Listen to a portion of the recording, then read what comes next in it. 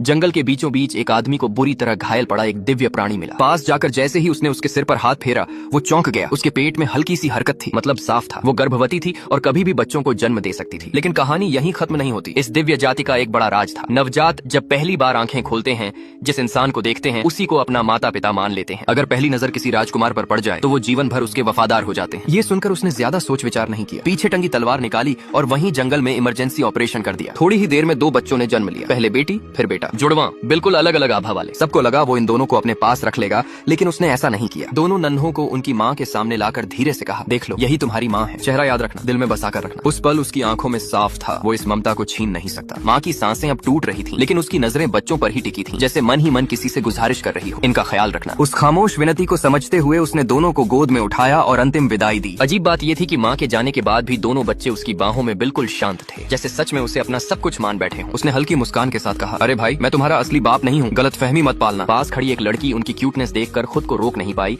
और हाथ बढ़ाया, लेकिन अचानक दोनों ने रुख बदल लिया। आंखों में तेज, शरीर में फुर्ती और पल भर में हमला करने को तैयार। साफ था वो सिर्फ अपने चुने हुए इंसान को ही स्वीकारते हैं। तभी उसने समझ लिया, इनका नाता उसी से है। नाम तो रखना पड़ेगा, उसने सोचा। बड़ी को नाम मिला लक्ष्मी और छोटे को वीर। दीदी तू बड़ी है, भाई का ख्याल रखना, उसने हंसते हुए कहा। वक्त के साथ दोनों उसके साथ रहने लगे। बाहर से मासूम, अंदर से खतरनाक। जैसे ही कोई अजनबी पास आता, उनका स्वभाव तुरंत बदल जाता, पूरी तरह अलर्ट, पूरी तरह आक्रामक। एक दिन तो हालात ऐसे बने कि एक बूढ़ा आदमी उनकी झपट से बाल बाल बचा। उसने फुर्ती से दोनों को रोक लिया। तभी पीछे से आवाज आई, भाग्यशाली है तू, कुछ सालों में ये दोनों अकेले ही किसी बड़े योद्धा के बराबर होंगे। वो बस चुप खड़ा रहा, लेकिन मन में जानता था ये कोई साधारण संयोग नहीं, किस्मत ने इन्हें उसी के लिए चुना है।